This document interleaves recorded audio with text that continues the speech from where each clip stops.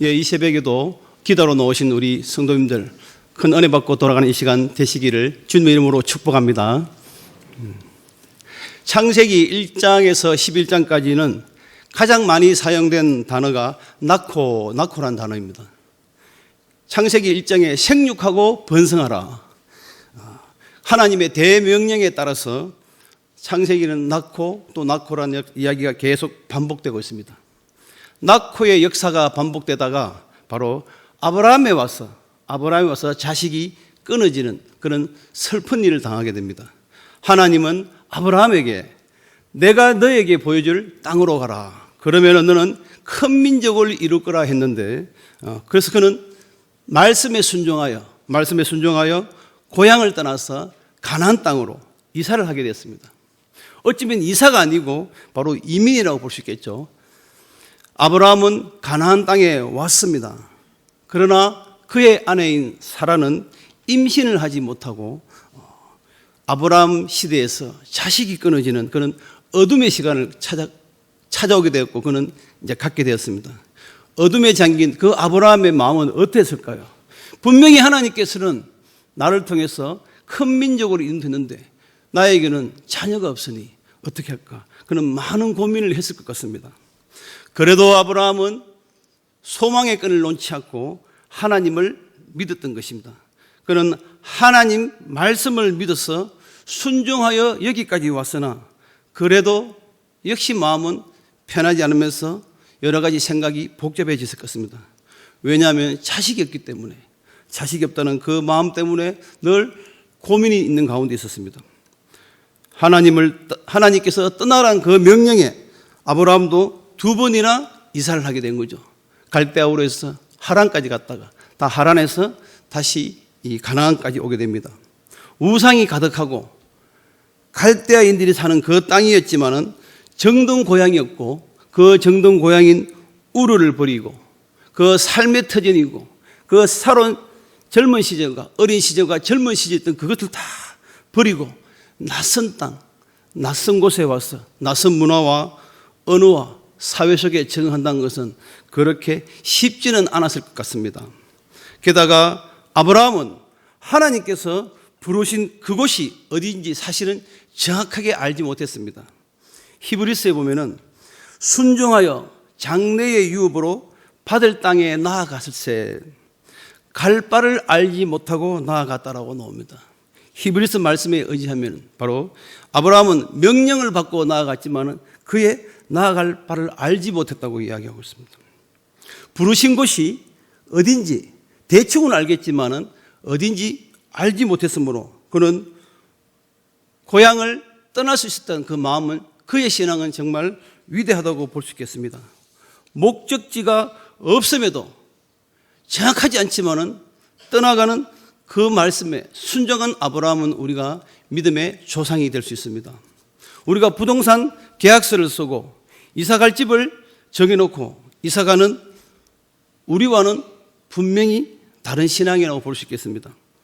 1절에 보니까 가야 할 땅을 언급하고 있는데 그 땅은 보여준 땅이 아니라 보여줄 땅입니다. 다시 말해서 과거형이나 현재형이 아니라 앞으로 보여줄 땅으로 가라는 거죠. 고향집을 떠나서 그는 갈 때 많은 고민을 계속 할 수밖에 없습니다. 어디로 가야 할지, 가서 어디로 찾아가야 할지 그는 끊임없이 하나님께 질문하고 하나님의 뜻을 이해하려고 했을 것입니다. 우리가 이해 안 되면 하나님을 설득시키려는, 하나님을 납득하려 하는 그런 우리의 모습이 간혹 보입니다. 우리는 우리의 논리로서 하나님을 이해하려고 합니다. 하나님의 범주와 우리의 범주는 분명히 다르고 하나님이 이해하는 것과 우리가 이해하는 것은 분명히 다르고 하나님의 능력과 우리의 능력은 분명히 다른데 어떻게 우리가 하나님의 그 능력과 하나님을 이해할 수 있겠습니까? 우리가 만약에 우리의 범주에서 하나님을 이해했다면 우리는 하나님이 되는 거죠. 그러면 하나님이 필요 없는 사람이 되는 겁니다. 해당장 야이로의 딸이 죽었을 때 마을 사람들은 죽었다, 딸이 죽었다, 끝났다 하며 슬피 울며 애통했습니다. 그러나 예수님께서는 말씀하시길 딸은 자고 있다, 잔다라고 이야기했습니다. 무슨 차이일까요? 사람들이 이해한 것은 죽으면 끝이라고 생각하지만은 예수님께서 보실 때는 죽어도 다시 살릴 수 있기 때문에 예수님은 잔다라고 표현한 거죠. 죽는다고 생각하는 우리와 잔다라고 생각하는 예수님의 그 사이를 우리가 이해할 수가 없는 것이죠. 우리는 하나님의 범주에서 판단해야 되는데 인간의 생각에서 자꾸 하나님을 알려고 합니다. 우리의 머리로 하나님을 이해할 수가 없기 때문에 우리는 우리 스스로의 한계를 인정하고 내가 어떻게 하면 하나님의 뜻을 이해할 수 있을까? 어떻게 하면 하나님을 마음을 읽을 수 있을까? 그것을 구하면서 나아가는 것이 바로 우리의 자세입니다. 나의 한계를 이해하고 무지한 나를 하나님 받아주시옵소서. 하나님 은혜를 주시옵소서. 믿음을 주시옵소서. 부족한 저를 하나님 살려주시옵소서. 이렇게 매달리는 것이 바로 구도자의 자세고 기도하는 우리의 모습이라고 볼 수 있습니다. 그것이 바로 복을 받는 길이라고 할 수 있죠. 하나님은 신앙의 대상이지 내가 납득되어지는 이해의 대상이 아니라는 것입니다. 우리가 책을 읽다 보면 이해 안 되는 것이 참 많습니다. 수학 문제를 풀다 보면 안 풀리는 문제가 많고 또 어떤 영화를 보고 난데 한 번 봐서 영화가 이해가 안 되면 영화를 몇 번 돌려서 보면 이해가 되기도 합니다. 또 어떤 음악을 들을 때 저 음악의 내용은 모를 수도 있고 저 음악이 왜 만들어진지 모를 수도 있고 또 우리가 미술 그림을 보다 보면 저 그림의 뜻을 모르지만 자꾸 읽고 자꾸 보고 자꾸 듣고 자꾸 고민하고 생각하다 보면 어느 시점에 가서 그 그림이 살아서 나에게 접근하고 또 그 음악이 살아있는 하나의 스토리가 되고 그 영화의 전체가 이해되는 그 책을 읽으면서 이제야 알아져가는 서서히 우리는 그것을 이해할 수 있습니다.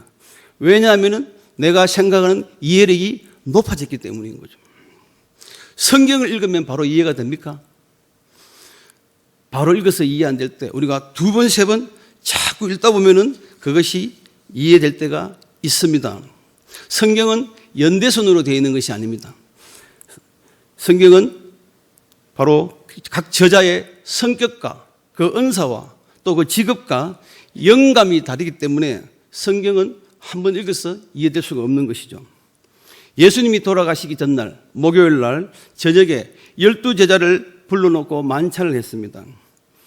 공관복음서 마태, 마가, 누가복음은 성찬식이 나오지만은 동일한 장소에 동일한 시간이지만은 마태, 마가, 누가 공관복음은 성찬식이 나오나 세족식이 나오지 않습니다. 그러나 오로지 요한복음에만 세족식이 나옵니다. 동일한 공간과 시간 속에서 서로 보는 시각이 다르고 서로의 영감이 다르고 서로의 생각이 다른 것이죠. 가부의 두 랩돈 이야기도 마가복음과 누가복음에 나옵니다. 또 성전 청결 사건 이야기가 나오는데 그거 역시 성전 청결 사건에 관해서 두 번이나 이야기 나오지만 사복음서가 표현하는 시간이 다릅니다. 그것을 한번 읽어서 이해할 수 못하고 우리가 계속 읽다 보면은 계속 우리가 하나님 말씀에 가까워지려고 노력하다 보면은 바로 우리가 하나님의 그 성경에 쓰여진 것이 이해되고 그 영감으로 우리가 높아져서 그것을 이해할 수 있는 것과 마찬가지입니다. 우리가 하나님의 세계를 우리 스스로 이해한다는 건 어렵다는 거죠. 아브라함이 갈대우를 떠나서 하란을 거쳐서 가나안에 올 때까지 그것은 이해해서 떠난 것이 아닙니다.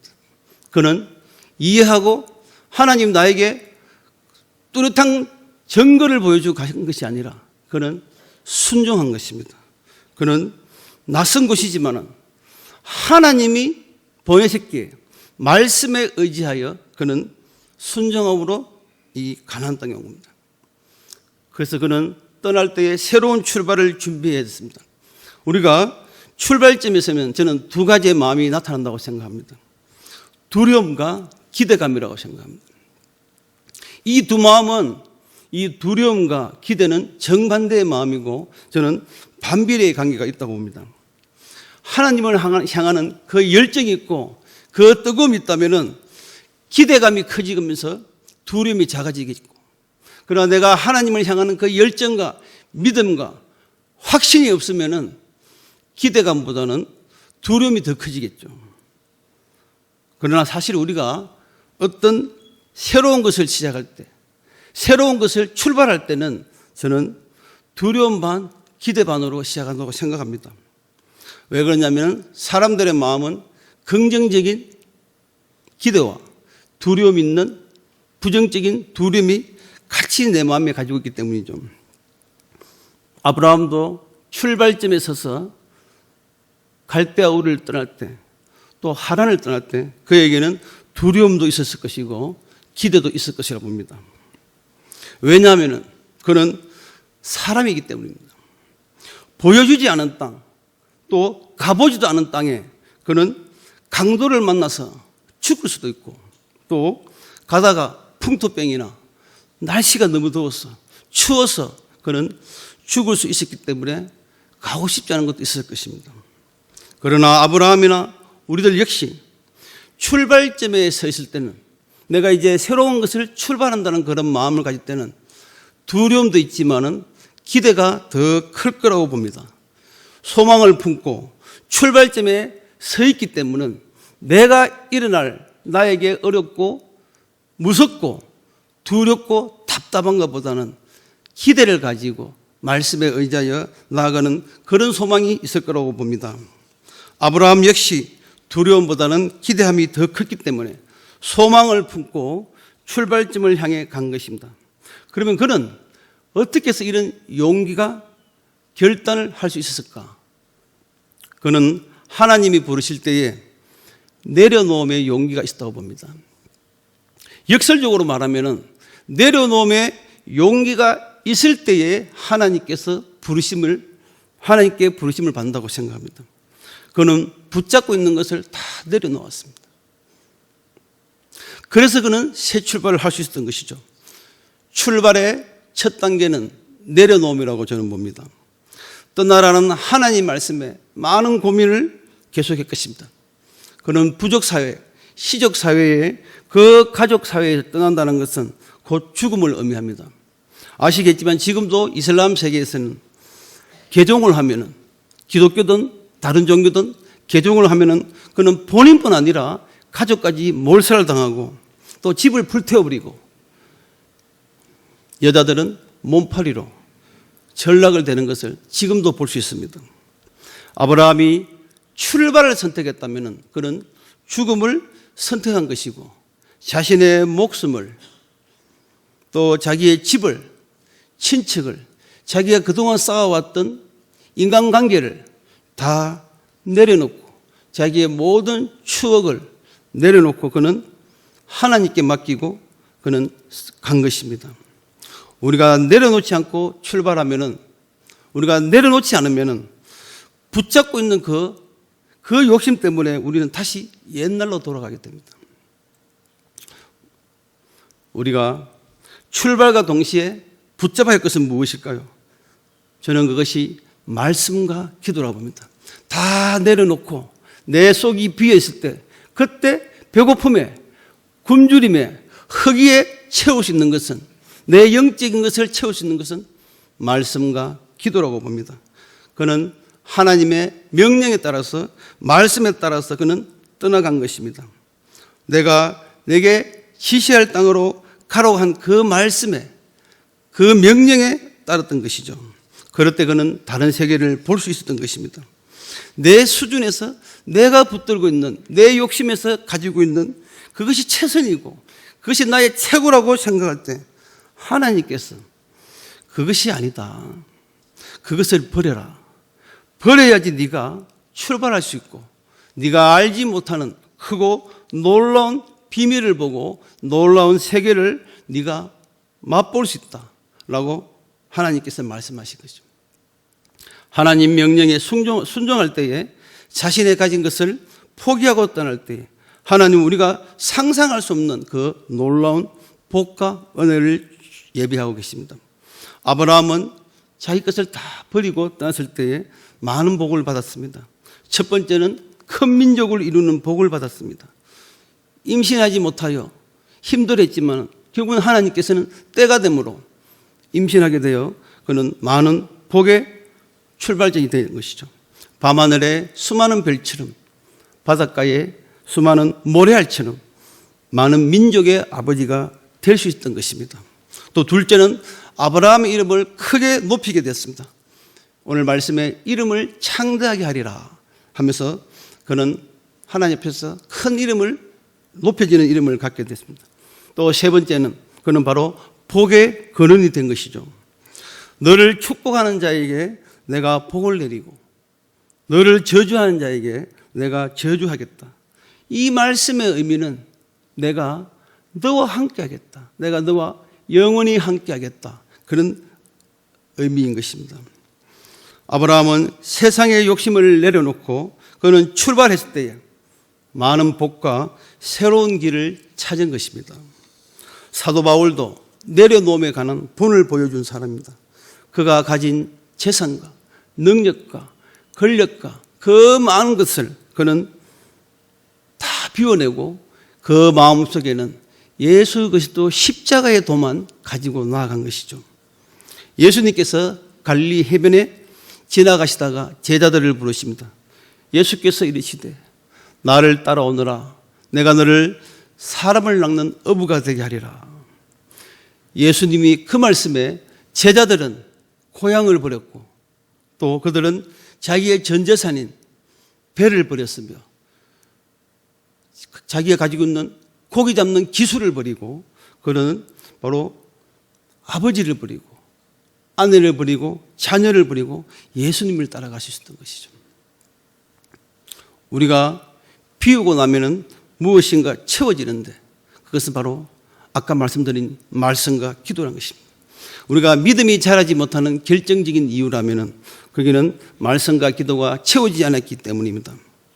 하나님을 섬기는 데 있어서 우리가 방해가 되는 것이 있다면, 하나님을 찾아가는데 방해가 되는 것이 있다면 그것을 우리는 모두 버리고 포기하고 하나님이 정말 내 인생에 필요한 것을 채워주실까 믿고 우리는 나아가야겠습니다.